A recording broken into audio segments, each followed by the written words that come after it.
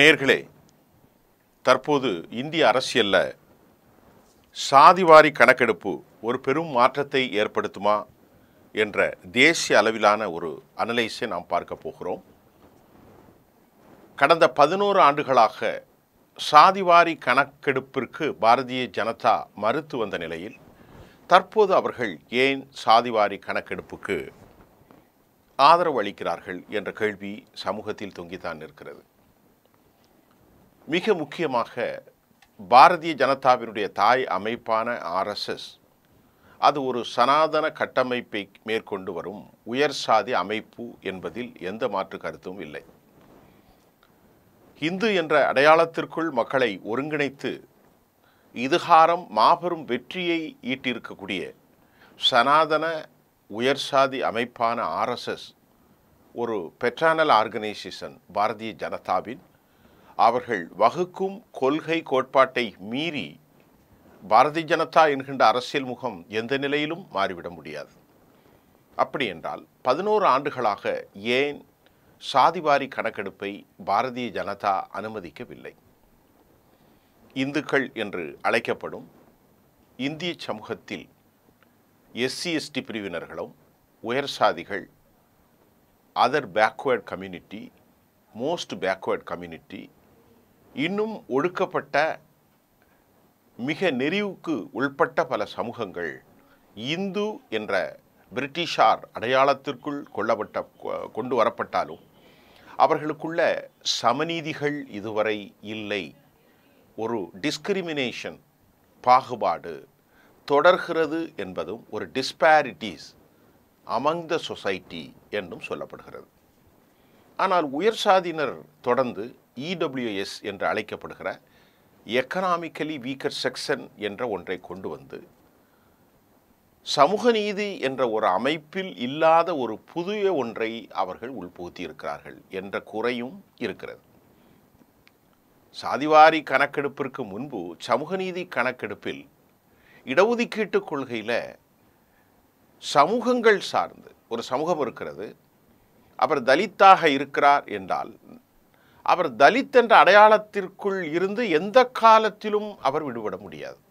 அவர் எப்போதும் ஒரு சமூகம், இன்றைக்கு தமிழ்நாட்டில் எடுத்துக்கொண்டால் பறையர் சமூகமாக இருந்தாலும், தேவேந்திர குல வேளராக இருந்தாலும், அதற்கு கீழே வரக்கூடிய அருந்ததிகளாக இருந்தாலும், இருளர் மக்களாக இருந்தாலும், இன்னும் பல சமூகங்கள் வண்ணார், நாவிதர், குயவர் இப்படியெல்லாம் சொன்னாலும் அவர்கள் எத்தனை கோடிகளை சம்பாதித்தாலும் இந்த சாதி அடையாளங்களுக்குள்ளே இருந்து அவர் வெளியே வர முடியாது.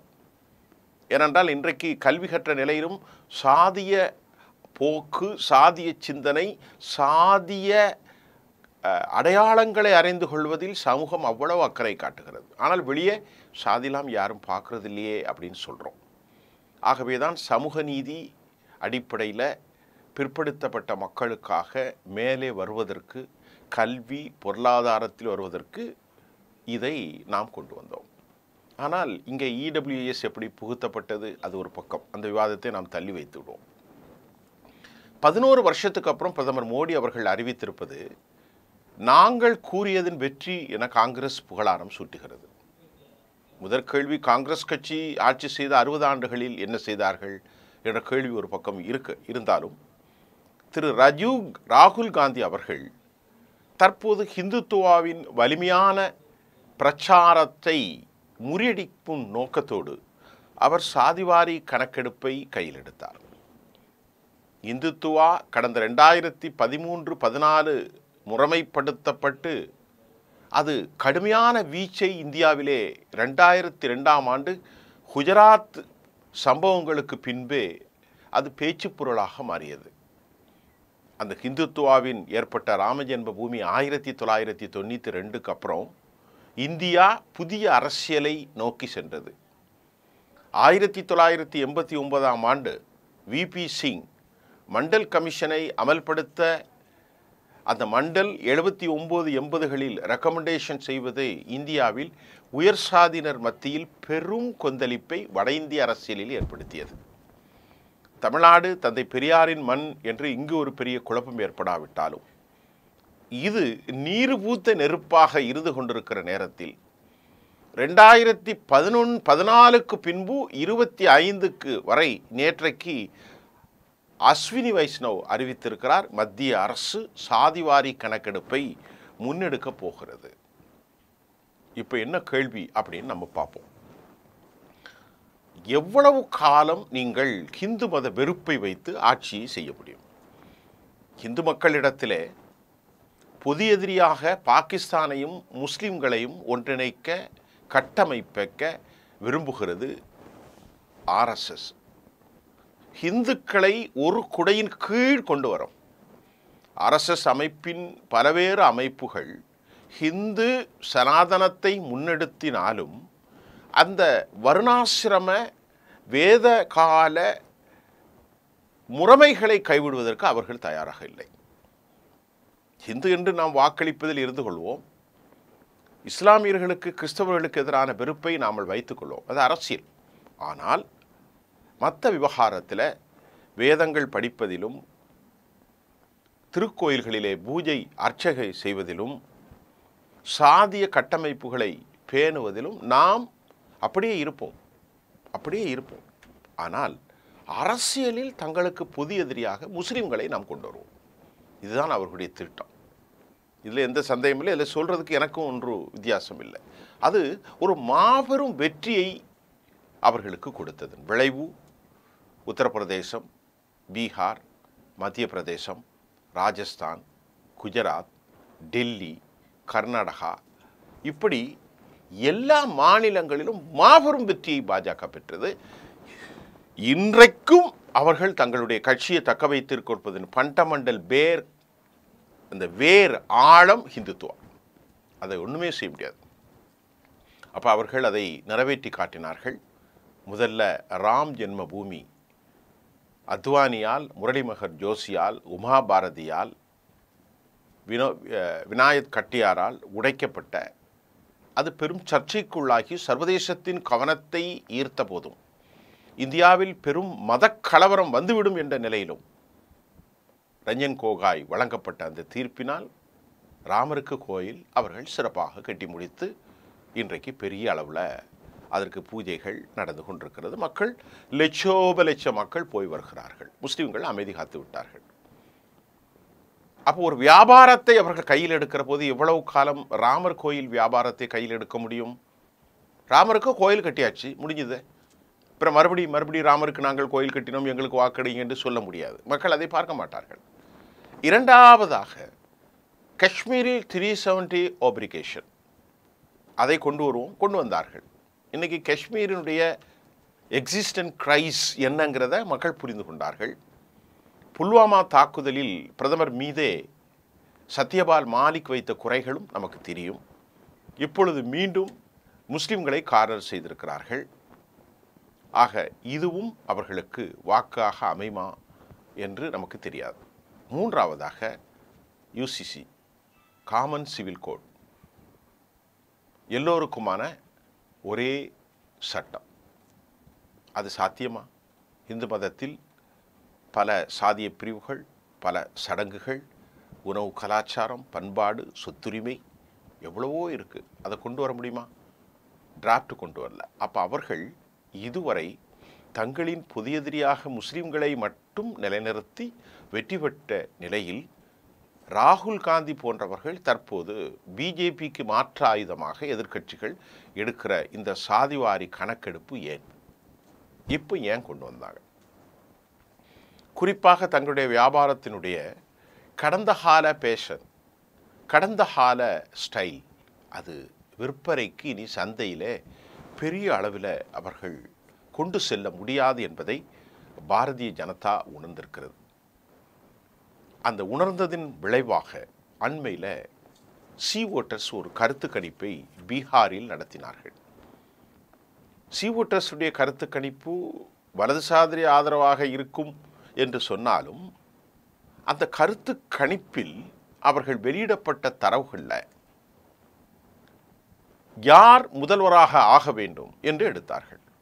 அந்த கருத்து கணிப்பில் முதலிலே தேஜஸ்வி யாதவுக்கு 40 விழுக்காடு மக்கள் அவரை முதல்வராக தேர்ந்தெடுக்க பீகாரில் மக்கள் முன்வந்திருக்கிறார்கள். 18% பிரசாந்த் கிஷோருக்கு, 15% குருமி சமூகத்தை சார்ந்த நிதிஷ்குமாருக்கு, யாரும் இல்லாத பாரதிய ஜனதா தலைமைக்கு பெரிய ஆளுமை இல்லாத நிலையில் 10 விழுக்காடு பேர். இது ஒன்று. இது பீகாரின் நிலை. உத்தரப்பிரதேசத்தில் இன்றைக்கு பாரதிய ஜனதா மைனாரிட்டியாக செல்வதற்கான காரணம் என்ன? உத்தரப்பிரதேசத்தில் 80க்கு 80, 72 எடுப்போம் என்று கடந்த காலத்தில் 24 நாடாளுமன்ற தேர்தலில் கருத்து கணிப்புகள் சொன்னது. கடைசியில் 33, 36 இடங்களில் மட்டும் அவர்கள் வெற்றி பெற முடிந்தது. சமாஜ்வாடி காங்கிரஸ் 43 இடங்களிலும், சந்திரசேகர் பீமார்மி ஒரு இடத்திலும் வெற்றி பெற்றது. இதனால தான் 270க்கு மேல் எடுக்க வேண்டிய பிஜேபி 240க்குள் மட்டுப்படுத்தப்பட்டு அவர்கள் ஆதரவாக டிடிபியும் நிதிஷ்குமாரும் இப்பொழுது ஆட்சி நடத்துகிறார்கள். மைனாரிட்டியாக அவர்கள் மாறியிருக்கிறார்கள் என்பதுதான் முக்கியம். அதிலிருந்து பஸ்வானுடைய தம்பி இப்பொழுது விலகி இருக்கிறதுனால அதில் ஒரு 6 எம்பி சீட்டு குறைந்திருக்கிறது. இதையெல்லாம் அவர்கள் யோசித்தார்கள். ஏன் உத்தரப்பிரதேசத்தில் ரொம்ப முக்கியம் அப்படின்னு பார்த்தா 80 நாடாளுமன்ற தொகுதிகளும் 42 நாடாளுமன்ற தொகுதிகள் பீகாரிலும் 122 தொகுதிகளை கொண்ட வட இந்திய யூபி மற்றும் உத்தரப்பிரதேசத்தில் பீகாரில் அவர்களுக்கான இடம் ரொம்ப ரொம்ப முக்கியம். ஒரு மாநிலம் ஒரு தேசிய அரசியல் ஒன்று நிர்ணயம் செய்ய வேண்டால் உத்தரப்பிரதேசத்தில் வெற்றி பெறணும், பீகாரில் வெற்றி பெறணும். மற்ற மாநிலங்கள் வெற்றி உண்மைதான். மகாராஷ்டிராவும் 48 எம்பி சீட் இருக்கிறது, எல்லாம் முக்கியம்தான். தமிழ்நாட்டில் 40 எம்பி சீட் 39, இப்படியெல்லாம் எல்லாம் முக்கியம்தான். இருந்தாலும் யூபி பீகார் அவர்களுக்கு முக்கியம். யூபி பீகாருடைய அரசியலை முதல்ல பீகார் அரசியலில் தேஜஸ்வி யார்? லாலுடைய மகன். அவர் என்ன சமூகம்? அவர் யாதவ் சமூகம். பீகாரை பொறுத்தவரை மாஞ்சி ஹிந்துஸ்தான் அவாமி, அவர் மகா தலித். அதே போன்று முகேஷ் ஷஹானி, இந்த 2 பேரும் ஒரு மிக முக்கிய தாக்கத்தை ஜித்தன்ராம் மாஞ்சியும் ஏற்படுத்துகிறார்கள். இவர்கள் 2 பேரும் சன் ஆஃப் மல்லா கம்யூனிட்டியை சேர்ந்த 22% ஒரு பெரும் தாக்கத்தை ஏற்படுத்தக்கூடிய பீகார் அரசியல் தலைவர்கள். அதே போன்று பீகாரில் 1960 போலோ பஸ்வான் சாஸ்திரி, அங்கு அவர் தலித்துகளின் பிரதிநிதியாக முதல்வராக ஆனார். 1977 ஆண்டு பாபு ஜெகஜீவன் ராம் அவர்கள் இந்தியாவினுடைய உயர்ந்த பிரதம மந்திரியினுடைய துணை பிரதமராக மாறினார். இப்படி பார்க்கின்ற போது இன்றைக்கு 22% வாக்காளர்களை பீகாரிலும் யூபியிலும் கொண்டிருக்கக்கூடிய நிலைக்கு ஓபிசி மக்களும் தங்களுக்கான கல்வியை உணர ஆரம்பித்து விட்டார்கள். உதாரணத்திற்கு உத்தரப்பிரதேசம், பீகாரில் தாக்கூர் சமூகம், இவர்களெல்லாம் உயர்நிலை சமூகமாக இருந்தாலும் பிராமணர்கள், கஸ்திரியா, பனியாக்களில் பல வகைகள் அண்ட் கயாஸ்தா உள்பட உயர் சாதிகள் பாரதிய ஜனதா கூட்டணிக்கு ஆதரவாகவே வாக்களிக்கிறார்கள். 2 ஸ்டேட்லையும் கிட்டத்தட்ட 2 சமூகங்களும் ஒரு நிலையாக இருக்கும்.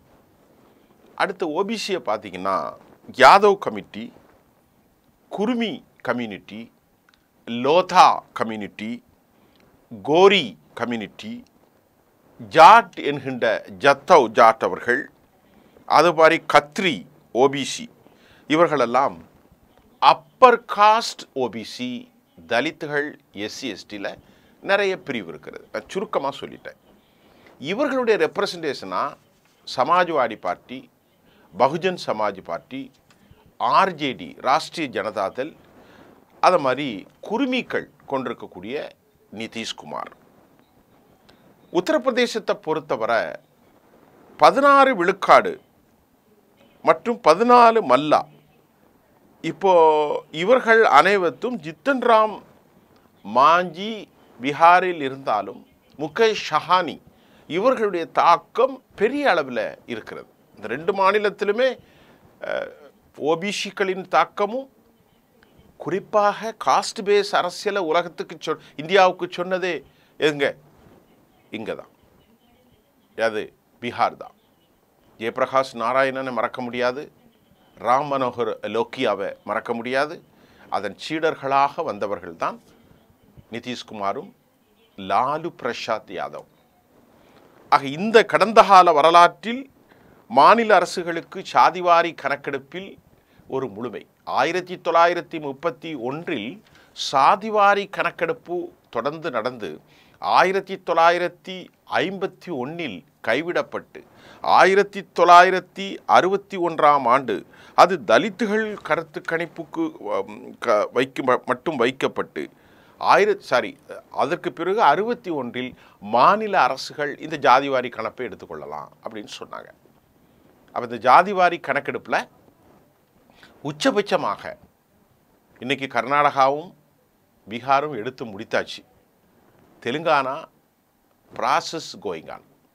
அப்போ இவர்கள் முந்தி, நல்ல கவனிங்க, இவர்கள் முந்தி கொண்டு சாதிவாரி கணக்கெடுப்பை அறிவிப்பு செய்துவிட்டால் அங்கே உயர் சாதி ஆதிக்கம் கொண்ட சனாதன ஆதிக்கத்தின் முழு வடிவான RSS பாரதிய ஜனதா அவர்கள் அந்த எதிர்முனை பிரச்சாரத்தை முனை மழுங்கி போவதற்கு முன்பு நாங்களும் எடுத்து விட்டோம் என்ற பரப்புரை அவர்களுக்கு முக்கியம். ஏனென்றால் உத்தரப்பிரதேசத்தின் எலெக்ஷனும் பீகார் எலெக்ஷன் இந்த ஆண்டு வருகிற போகிறது.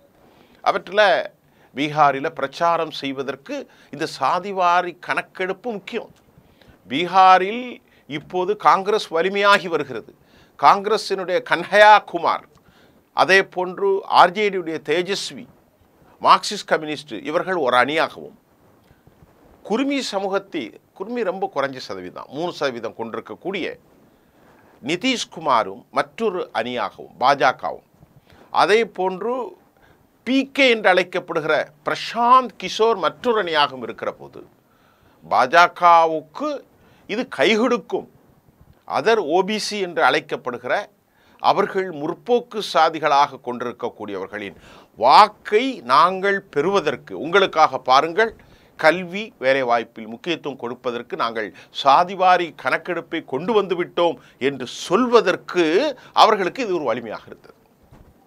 ஏற்கனவே பனியாக்கள், பிராமணர்கள், தாக்கூர்கள், அதை போன்று நான் சொன்ன மாதிரி கஸ்திரியாக்கள், ஹைபனியாக்கள், கயாசுக்கள், இப்படி பல சாதிகள் வாக்குகள் அது அப்படியே உளுந்துரும். அது என்னைக்குமே தாமரை விட்டு மாறாது. அப்போ மக்கள் புரிந்து கொண்டார்கள். இதுக்கு புரிந்ததற்கு ஒரு முக்கியமான காரணம், இவ்வளவு பிரச்சாரங்களும் இவ்வளவு உயிர் பலிகளையும் கொண்ட ராம் ஜென்ம பூமி கட்டினாங்களே, அதில் முதன்மைப்படுத்தப்பட்ட நம்முடைய பாரத பிரதமர் நரேந்திர மோடி அவர்களை முன்னிலைப்படுத்தினார்களே, அந்த மாநிலத்தில் எப்படி தோத்தார்கள்? அயோத்தியா சட்டமன்ற நாடாளுமன்ற இதிலே SP கட்சியை பிடிச்சத ஒரு தலித் வேட்பாளரை, இதெல்லாம் அவர்களை சிந்திக்க தோன்றியது. அதற்கு பிறகு அவர்கள் வெற்றி பெற விட்டாலும் அவர்களை சிந்திக்க தோன்றியது. அப்படின்னால் அதுக்கான காரணம் என்ன? வலிமையான சாதிய கட்டமைப்பு நிலையானது. இது காலப்போக்கில் மறந்துவிடும். எவ்வளவு காலம்தான் முஸ்லீம்களை பொது எதிரியாக காட்ட முடியும்? நாட்டினுடைய வளர்ச்சி, சமூகங்களின் இணக்கம், தேசத்தினுடைய அடித்துவமான மனோநிலை, இதையெல்லாம் உணர்ந்தாங்க. இந்த பொருள் சந்தையில் பெரிய அளவில் விற்பனை ஆகவில்லை. விற்பனை ஆயிருந்தால் தான் அவங்க 300க்கு மேலே தொகுதிகளை 80 தொகுதியில் பிடிச்சிருக்கலாமே. இங்கே 36 தொகுதியில் பிடிச்சவங்க 70 தொகுதியை பிடிச்சிருந்தால் அங்கே அவர்களுக்கு ஒரு 30 தொகுதி கிடைச்சிருக்கும். அவர்கள் பெரிய அளவில் போயிருக்கலாம். ஆனால் மக்கள் அதை ஏற்றுக்கொள்ளவில்லை. மக்கள் ஏற்றுக்கொண்டதெல்லாம் தங்களின் வாழ்வாதாரம், விலைவாசி, தங்கள் சமூகத்திற்கான கல்வி, தங்கள் சமூகத்திற்கான வேலைவாய்ப்பு, தங்கள் சமூகத்திற்கான உயர்நிலை அந்தஸ்து. அது காலம் மாறிவிட்டது. 60களில் உள்ள காலம் இப்போது அல்ல, 77களில் உள்ள காலம் இப்போது அல்ல. இன்றைக்கு பிற்படுத்தப்பட்ட OBC மக்கள் தங்களுடைய வாழ்வாதாரம் ஒரு டிஸ்கிரிமினேஷனுக்கு டிஸ்பாரிட்டி ஆகி வாக்கு வங்கிகளாக தாங்கள் மாறிக்கொண்டு ஹிந்து என்ற அடையாளத்திலே பயணிக்கிறோமோ என பெரும்பான்மை சமூகம், மக்களில் பெரும்பான்மையினவர்கள் உணர்வதை மத்திய உளவுத்துறை தெளிவாக சுட்டி காட்டியதன் விளைவாகத்தான் அவசர கதியில் இந்த சாதிவாரி கணக்கெடுப்பை மத்திய அரசு அறிவித்திருக்கிறது என்று நம்புவதற்கு அதிக இடம் இருக்கிறது. அதில் எந்த சந்தேகமும் இல்லை.